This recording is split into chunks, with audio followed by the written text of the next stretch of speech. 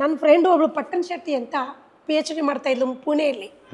ನನಗೆ ಅದು ದೈಹಿಕ ಸಮಸ್ಯೆಗಳಿರುತ್ತಲ್ಲ ಹೆಣ್ಮಕ್ಳಿಗೆ, ನನಗೆ ಒಂದು ರೆಸ್ಟ್ ಬೇಕಿತ್ತು. ಬರುವಾಗ ಟ್ರೈನಲ್ಲಿ 3 ದಿನ ಇರುವಾಗ ನಮ್ಮ ಕಾಕಾಗೆ ಹೇಳಿದೆ ನಾನು, ಕಾಕ ನಂಗೆ ಸ್ವಲ್ಪ ಕಷ್ಟ ಆಗ್ತಿದೆ, ಇಲ್ಲಿ ಒಂದು ಸೆಕೆಂಡ್ ಕ್ಲಾಸಲ್ಲಿ ಅಷ್ಟು ವ್ಯವಸ್ಥೆ ಇಲ್ಲ. ನನ್ನ ಫ್ರೆಂಡು ಒಬ್ಬಳು ಪಟ್ಟಣ್ ಶೆಟ್ಟಿ, ವಿಜಯಲಕ್ಷ್ಮಿ ಪಟ್ಟಣ್ ಶೆಟ್ಟಿ ಅಂತ, ಅವಳು ಇಲ್ಲಿ PhD ಮಾಡ್ತಾಳೆ, ಅವಳು ಹಾಸ್ಟೆಲಲ್ಲಿ ಇದ್ದಾಳೆ, ಅವಳು ಫೋನ್ ಮಾಡಿ ಹೋಗಿ ಫ್ರೆಶ್ ಅಪ್ ಆಗಿ ನಾನು ಬರಲಾ ಅಂತ ಕೇಳಿದೆ.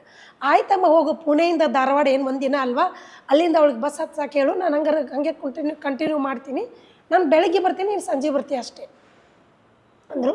ನಾನು ಇಳಿದು ಅವರು ಹಾಸ್ಟೆಲಿಗೆ ಹುಡ್ಕೊಂಡು ಅವಳಿಗೆ ಫೋನ್ ಮಾಡಿಕೊಂಡು ಹೆಂಗೆ ಅವಾಗ ಫೋನ್ ಇರಲಿಲ್ಲ, PP ನಂಬರಿಗೆ ಫೋನ್ ಮಾಡಿ ಅವಳು ಹುಡುಕೊಂಡು ಹೋದೆ ಸರ್ ನಾನು ಪುಣೆಗೆ. ನಮ್ಮ ಕಾಕ ಧಾರವಾಡಕ್ಕೆ ಸೀದಾ ಹೋದರು. ನಾನು ಮಾರನೇ ದಿನ ಮನೆಗೆ ಹೋದೆ. ನೀವು ಎಲ್ಲ ನಂಬಲಿಕ್ಕಿಲ್ಲ, ಅಷ್ಟು ಒಳ್ಳೆಯ ಸಂದರ್ಶನ ಮಾಡ್ಕೊಂಡಿದ್ದೀನಿ. ನಮ್ಮ 3ನೇ ಅಣ್ಣ, ಅವ್ರ ಹೆಸರು ಗುರು ಅಂತ. ನೀನು ಕಾಕನ ಜೊತೆ ಯಾಕೆ ಬರಲಿಲ್ಲ, ಎಲ್ಲಿ ಉಳ್ಕೊಂಡು ನಡಕ್ಕೆ ಯಾಕೆ ಹೇಳಿದೆ, ಇಷ್ಟು ವೆಲ್ಕಮ್ ಆಯ್ತು ಸರ್. ನನಗೆ ತಲೆಯಿಂದ ಕಾಲವರೆಗೂ ಚೆನ್ನಾಗಿ ಹೊಡೆದ.